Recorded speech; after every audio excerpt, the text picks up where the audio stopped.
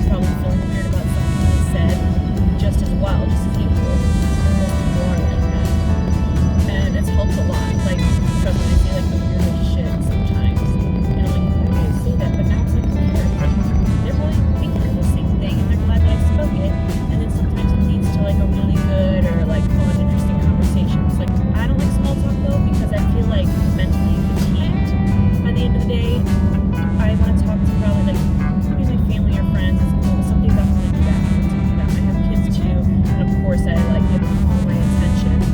But they also know I like a little bit of time to like just be alone in silence. It's just too much going on. I just need the peace.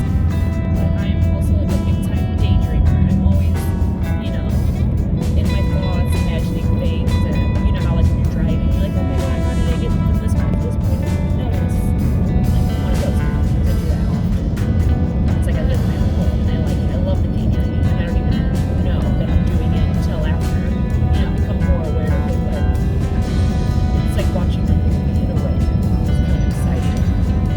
You know, I get to create it. Okay, that's awesome. But anyways, the point is, so say you meet someone new, or like how when you're online, people like to talk to you, or because they're waiting, which I absolutely hate. Like I feel like I'm never gonna see them, even if I do. I just don't want another friend, another connection. I just don't need that. You know, like I said, the mental fatigue. I just want to worry about myself and just relax mentally. But anyways, so say it happens, they start talking to me. I try not to get irritated or annoyed because it shows on my face, or I'm just pretty honest about it. I just don't want to talk right now. I'm sorry. So I try to take like value from every conversation I have. But at the same time, I also am not embarrassed to cut the conversation off.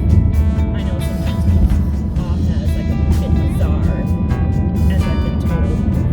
But I'd rather be bizarre than me just keep spitting out things that until I'm not interested in saying or talking to.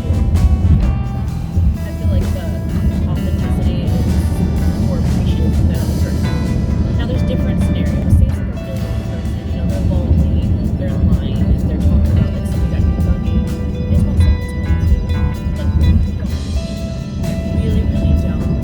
But I try to stare people in the eye, open the end, feel what they're feeling, you know.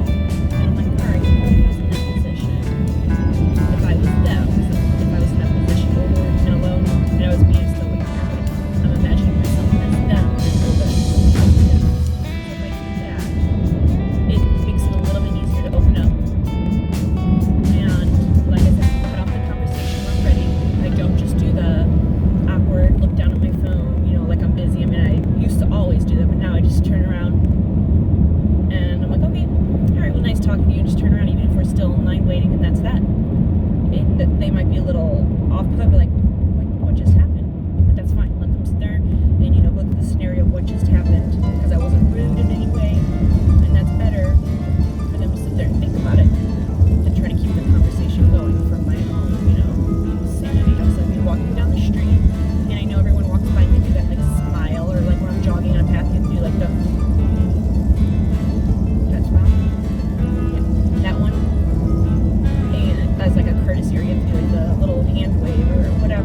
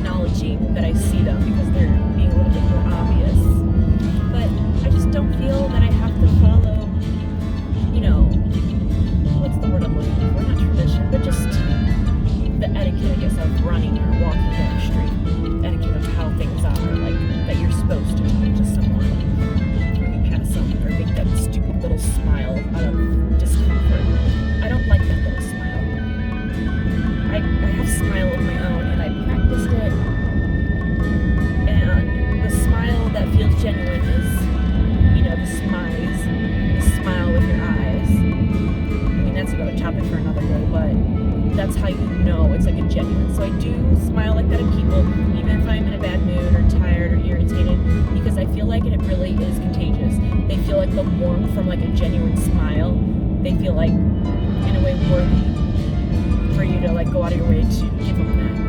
Because otherwise, if it's just that, like that one, that smile, then it's like, yeah, they don't want to talk to me, or it just becomes awkward for both of you. So just give them a nice, real, genuine smile if they catch your attention. I just feel comfortable not continuing the conversation because I gave them that warm, genuine smile, so I don't feel like an asshole.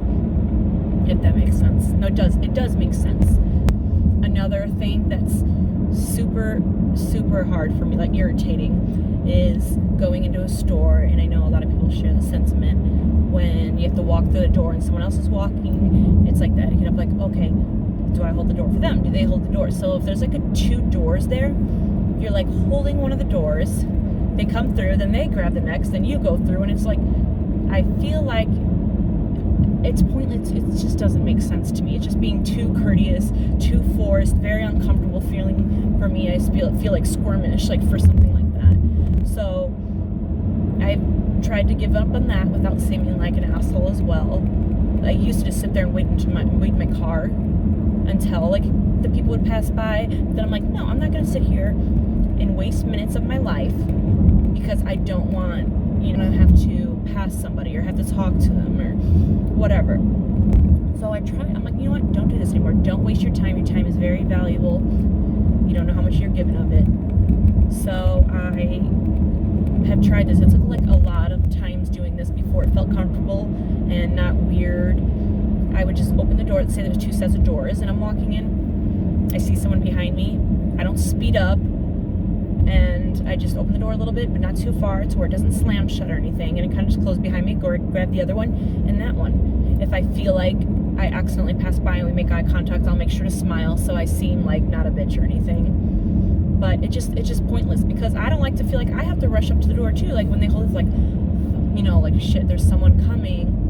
Let me hold the door for them. So then I feel like I have to do the little door jog, you know, where you're running quicker because they're already holding it. And I don't want a door jog. I don't want to do that. I don't want to sweat because I have to take another shower. I just don't like that feeling unless I'm working out and stuff. So I'm like, no, we are not going to have either of us do a door jog. We are just going to mind our own business, open the door for ourselves because we are perfectly capable. Now, there's some like a different point. Like if there's like a woman pushing a baby in or like an older person with a walker or something that's different, I definitely would want to help them because it's harder. I mean, there have been like a couple times where I'm like, oh my God, let me hurry up so I don't have to sit there and wait 10 minutes because I'm in a hurry. That's not nice. You know, that's just bad timing. I mean, bad time management on my part that I'm worried about losing some time to hold the door open for someone in a walker. So I try not to do that. Okay, I got to go up to the store. Okay, I just got out of the store, got my Kratom, and I just want to finish my stream of thoughts before, you know, I lose interest in wanting to talk about it. I had like an outline for the small talk, and I've had it done for months. I like really did research. I, you know, set my points aside, like the bullet points, and I think the reason I haven't filmed it also is because it felt like a school project. But I have to do bullet points if I ever want to stay on topic.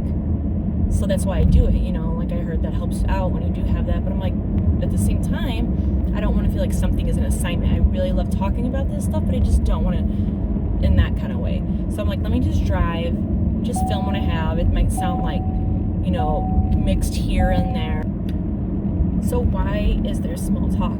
Obviously because people feel awkward when there is a silence, but sometimes small talk can be important. Like say you meet someone and you're trying to get to know them. You're not going to get into a deep conversation right away because you don't want to overshare. You just don't know who you're dealing with, who you're talking to, like how much information you should give out. So the small talk kind of like just guides you to have a little bit of dialogue back and forth to know if you have like similar things in common. So like when you're doing that and you're trying to meet someone and you are down with having the small talk, you're open to meeting friends or someone to date or whatever, just think of it that way and ask important questions. Nothing that's going to be too personal or closed-ended, you know, something that they have to answer more than yes or no to. and let them talk more about themselves than you do about you, so you'll feel less awkward. So you won't have to go like rack your brain trying to be like, okay, how much of this do I share while you're trying to talk to them? So then like when I would do that, I noticed like my eyes would maybe just be darting around, or I just be moving my lips thinking I'm talking, I'm not, because I'm actually in my head talking and it didn't come out. So I'd rather just ask them the questions, see what they're into, what they like. You know, I agree with them or disagree as we're going along in conversation, but I just don't want to be asked too much about myself right away. I introduce like my thoughts along with theirs. Like after they say, then I kind of tell them about who I am in that kind of way. You know, it's not that I'm hiding who I am. It's just I really need to see if A, if it's worth my time, and B, so I don't get lost upstairs, you know, while I'm trying to do it, and I don't want to be overwhelmed. So like doing all these things that I've mentioned over time has really helped me not feel as awkward out in public or weird or obligated, and it's made me value more human interaction, because I really just was at a point, I've always been where it feels like a chore to be like that, unless it's someone I really want to talk to. But even then, like, I'm just not in the mood or just not interested. I'm okay with being like kind of like a loner, but not like a loner, like recluse all the way, but in that kind of way. I don't need the conversation all the time. But I've learned to value it, and I've learned that it feels good to make someone feel good during their day, when you can tell they're reaching out. You know, you don't know what they're going through.